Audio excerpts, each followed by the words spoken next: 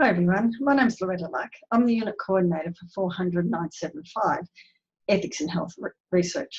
I just want a quick introduction and an opportunity to welcome you to the unit.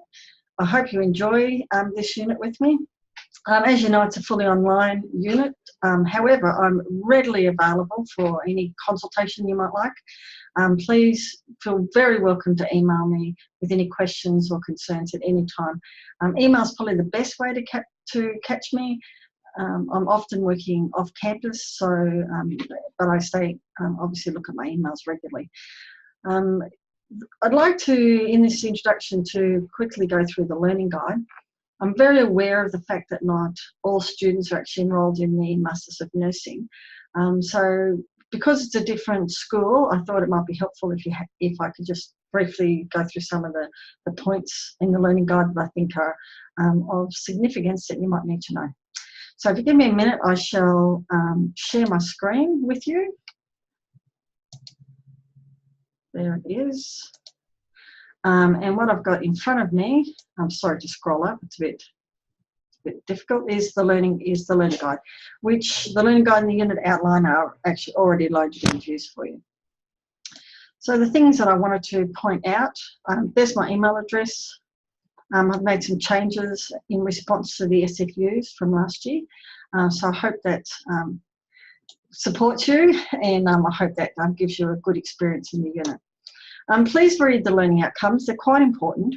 And what I do want to point out is that the unit is based on human ethics, which means that the assessment tasks are based around issues to do with human ethics. So you need to be considering some research project, and I know a lot of you use this as a way of testing out your ethics proposal for your further studies, but I want to say really up front, it needs to be some studies that has human participants. I think that's really important. The important things, the assessment tasks, so there are three, and if I can start with the third first, which is a bit paradoxical, but if I start with the third one, because the first part of this is due Friday the 4th of August. It's not a big deal. What I'm trying to do here, because I'm very aware of the fact this is online and sometimes students can feel it's kind of a lonely journey online, is to use the discussion board so that we can interact together and that you get some feedback and some connection with each other. So the first discussion board is just an introduction, and there's no parameters around how you introduce yourself. So that's for you to make a decision. I'll kick that off and make it available. Next to discussion boards, I really wanted to weave around assessments. So the first one will be I'll give an example of a case that's going to be very similar to the case you're going to be writing about in your first assessment task. So we can unpack the relevant ethical issues to do with the example, which I hope will inform how you write your first assessment task. The guided discussion at the end, again, I'll be really focusing on some of the ethical principles, because if we look at them as ethical principles and see that ethical principles are not necessarily black and white, they're muddy, but as researchers we need to be very upfront about how we're going to adhere to ethical principles. And if there are some difficulties with ethical issues, for example, you might think that your study might cause participants distress, then as researchers we need to come up front and say, well, this is how I'm going to manage that. So if we talk about the ethical principles, again, that will inform your second assessment task, which is writing up an application for human ethics. So I've kind of briefly touched on the two assessment tasks. So the first one, I'm going to have an ethical scenario for you, which will be available online with supplementary materials. And we're going to address some questions about the ethical scenario. In the second one, we've got development of an application for human ethics. Now, I do not need you to put it in the application as such.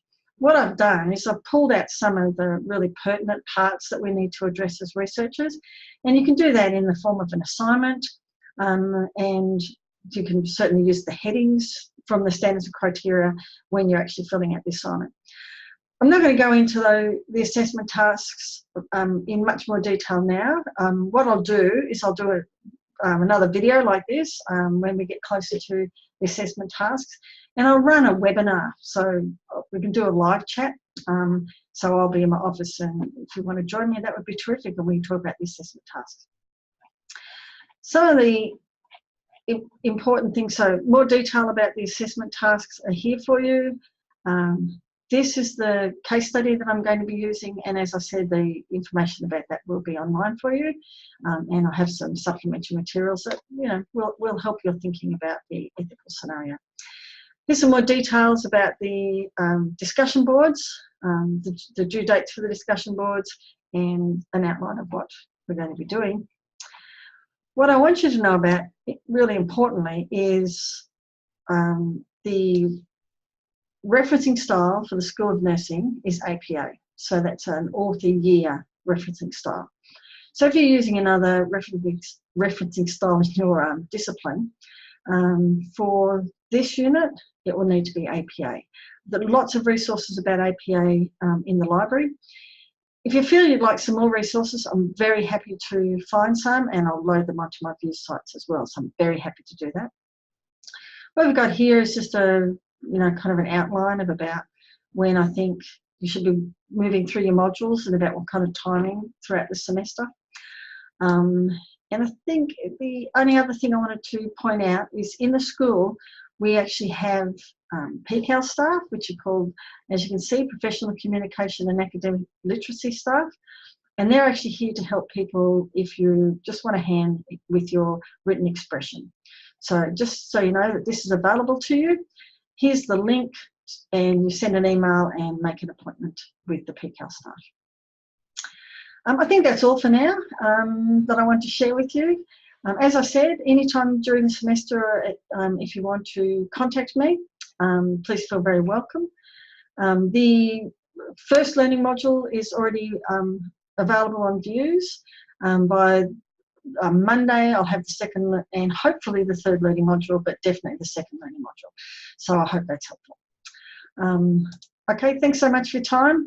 Thanks for looking at this and for being with me. And I look forward to working with you for the rest of the semester. Bye for now.